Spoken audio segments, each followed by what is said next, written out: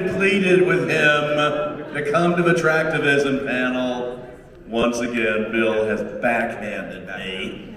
We won't dwell on that. Thanks for coming on a Sunday afternoon. I know it's been a long weekend, and we really appreciate everyone coming out for this. I'll do a quick introduction along the road. John Billingsley, probably needs no introduction.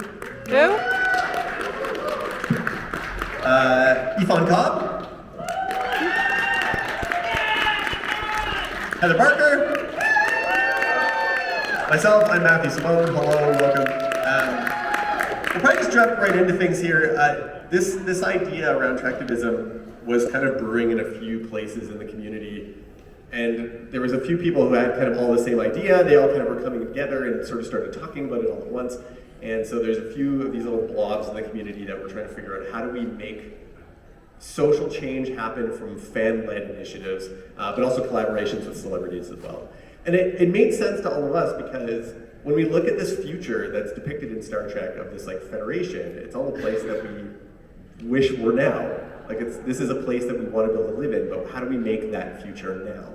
And so we're trying to make that happen. And there's been a couple cool examples of it, but in particular, and in this show, what we really want to do is start reaching out to the wider community, all of you, to see where those stories of activism are happening as well. And we want to give a chance for people to share those stories here today as well, because we want to be able to highlight them and continue this dialogue, not just at panels, but between panels as well, and between conventions. So we're continuing that dialogue. We have an announcement about how we're going to do that at the end. But to begin, at least just in the fans in the community and people that are doing good social work change and stuff like that, I'm going to throw it to Efaon. Efaon is a civil rights and human rights lawyer, labor lawyer as well, and does awesome work. Him and I met through a mutual friend, Amy Imhoff, who's in the front row, and we had a chance to, before the Picard season 3 premiere, we're in Los Angeles together, and Efaon and I were like driving around in a car, we're talking for like 2 hours about the work that Efaon does and some of the stories that he had about the work, promoting civil rights, but also like why he wanted to be doing this work. So I'll throw it to Efaon, and since Efaon's here as well, I thought it would be a good chance to talk as well about the environment that's happening around the strike, because it's been this elephant in the room all weekend, but we can actually like talk about it here in particular in this panel. Thank you, Matthew. Thank you, everybody. I'm very happy to be back here. I was born and raised in Las Vegas. I used to go to the Hilton and see the Star Trek experience like 50 times a year. If any of you remember that, let's try and bring it back. But yes, I am an employment labor lawyer, do some civil rights, and I think it's all intertwined. And I'm happy to be able to kind of explain my perspective on what I think is going on with this strike that's occurring right now, and it's a very visible moment. And the people who are being affected are the people that we look up to and love because they provide us with entertainment that inspires, and it's a wonderful thing. But I've been an employment attorney for over 12 years now, and I think what's going on with the strike is just a more visible phenomenon that's been happening since I've been an attorney, and that is owners and the people who run the show having less and less respect for an individual's skill and an individual's talent. And that has been going on in so many other industries. People who, not just service sector, but in other creative industries, programmers, janitors, baristas, you're seeing it everywhere where the owners say, hey, look, I think I can replace you with a self-checkout line, I can replace you with a computer, I can replace you with a robot. And now we're seeing it in the entertainment world. They're saying, we think we can replace you with AI. And because we don't acknowledge, we don't respect your individual skill and talent, we have very little respect for it. We think it doesn't matter. And what they don't understand is that I think one of the subplots of Star Trek is it's a future where the technology is so much more advanced than what it is now. But they fight very hard to retain the humanity aspect of that future, and because it's very important. It speaks a lot to who we are as a society, as a human race, is how much of your humanity Are you giving up? It shows in how you choose to treat each other.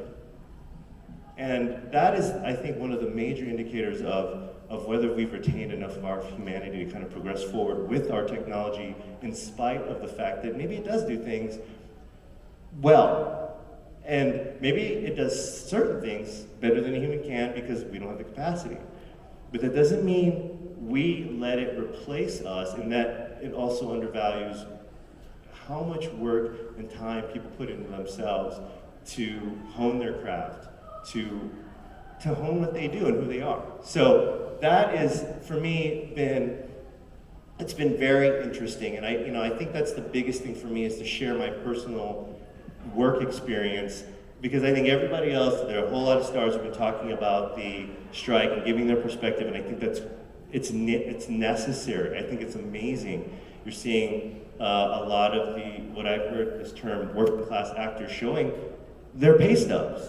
And it's surprising to people, and I say, hey, look, again, I've seen this in other industries, and we can't allow this to continue, and this is a moment where the owners and the people who run the show didn't expect that people were going to push back, and they don't want what's happening here on this panel and what's happening out there, and that is people coming together and assisting and helping each other in new and creative ways that they didn't think of, and they have no control over, and that's a wonderful thing. Yep. Efaon, what do you think of the legal episodes of Star Trek? Are these like some of your favorites? You go back and watch them, like Measurement Man and everything else. You're like, Yeah, I mean, I think the one where they were trying to decide whether Data was a person or not was just, it reminded me of a case in the early 20th century, Plessy v. Ferguson, where they were deciding whether black people were people or not. I mean, it's startling that was a moment in our history, and I think whoever wrote that episode may or may not have had that case in mind when they were writing that episode. And so, yeah, I mean, that's great. I mean, but I'll be honest, like, I really like the episodes with Borg. So, I mean, those are my favorite episodes, and they had nothing to do with the law. So, Efaon, why are you a lawyer and not like a farmer or a poet, or like what led you down this path? Like, why are you doing this? Well, I think that I needed the human connection. I have a computer science degree. I was a software engineer. I enjoyed that part of my life. I enjoyed that part of like working that part of my brain. But I think ultimately, I think it comes back to that kind of subcontext of Trek. Is like, being a human being in this world is about connecting, and it's about. I really like the idea of advocating for people and presenting someone's story in front of a jury, in front of whomever, a judge. That to me just, it seemed like something I really wanted to do, and also this ties in with Mr. Peck, his grandfather, who starred in To Kill a Mockingbird. That movie inspired, like that was the first time I thought, man, that'd be really cool to be a lawyer. Yeah. Can I throw out a Trektivist question? Please. Would you raise your hand if you're in a union? If it was 1949, 70% of you would have raised your hand. And if there is a great divide in America right now between the people who make 400 times what a laborer makes, it is in large part because one of the great projects of the last 50 or 60 years has been to erode union rights and the existence of unions. So if there's one thing, and a lot of what I personally want to keep talking about today is what do we do? How can we act? What actions can we take? There's always the obvious action of supporting political candidates who are pro-union as opposed to anti-union. But one of the things that always interests me is wherever you live, there is probably union activity. And if you wanted to contact some of the unions in your town to find out whether you could support them, to learn more about the work they're doing, be it garment workers, be it restaurant workers, be it hotel workers, be it actors, you might find out from the union that there are ways to be supportive that you never imagined. And that for me is what, to me, is a constant theme of Trektivism. It's what can I do if this interests you? Doesn't have to. There might be other things that interest you, but what can I do? What can I do? What can I do? I want to keep underlining that because for me that is a primary theme of what should be this panel today. Okay, thank you, John. Actually, John, I'll probably use that as a segue to you. Like one of the things, I saw this article and I had sent it your way before the panel, but was noticing that in the wake of the strike, that food insecurity and homelessness has spiked in and around Hollywood. This is a community that's important to you because of your work with the Hollywood Food Coalition. So, like, what's the intertwine there? Like, what's the response that's being done through organizations like the one that you're working with? Well, I will say this is true nationally as well. There is always a spike in hunger and need during labor actions because it speaks to the fact that most people who are workers are actually living very close to the line when it comes to survival. They only have, this is an oft-quoted statistic, 40%-ish of American families, if a catastrophe occurred, their roof collapsed, their car got smashed or damaged, wouldn't have $500 in the bank to spend on the repairs. People don't have a lifeline. So yes, anytime anything happens to disrupt the ecosystem in Los Angeles, particularly in the labor unions, right now there's a big hotel workers strike as well. We see an uptick. We sometimes serve as many as 350 or 400 people a night. We're just one organization devoted to helping people in need. But generally across the entire city, every place you can go to try and get food, boom! During labor actions, more need, more need, more need, more need. And John, when we were we happened to be seated together in a bus the other day together. But basically, we were talking about the fact that the strike, the CEOs probably thought, or it seemed like they thought, they could push that idea of like the rich actor, and that these are like selfish people that are just wanting more money. And instead, and Efaon, you were speaking to this as well, that many of the actors that are on the air, just because you see them on TV, they're not wealthy. And instead, there's been a huge support instead for the actors during this. So do conventions like this, is this helpful then for us to come here and be able to support actors in this way? Does that help to like provide more endurance for a labor action? Absolutely. I mean, I do think, just the other day, the ANPTP wanted the conglomerate of producers wanted to get back to the table with the WGA, the writers. And I even though that conversation did not go well, I think in part they were responding to the bad press they were getting, which every time somebody tweets or twitters or posts or raises their hand and says, "Boo to you, pal, Mr. Iger," making a nasty remark about how unreasonable we are from the deck of your yacht, I think it has an effect. I won't get into the details. I think what's going to be very tricky about this is they essentially, and this is to me the other point that I think is really necessary to make, is that a lot of technological change changes structures and business patterns and mechanisms. But there was a time in the 1950s when labor unions worked hand in glove with management. It still happens in some places around the world, perhaps notably Germany, to actually figure out how an ecosystem can be made to change to serve everybody's needs. Management makes changes now without consulting labor.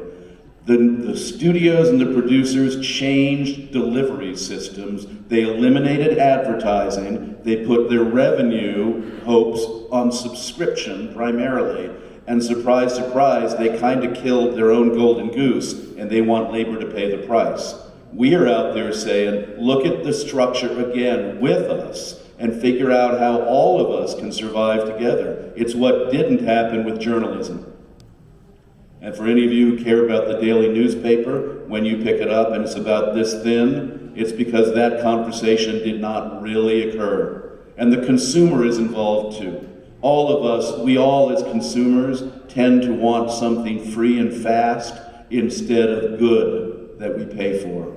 And I think sometimes that gets a little lost. All of us in the mirror have to be activists as consumers to buy that which actually creates a healthy ecosystem and to reject that which does not. Workers of the world unite.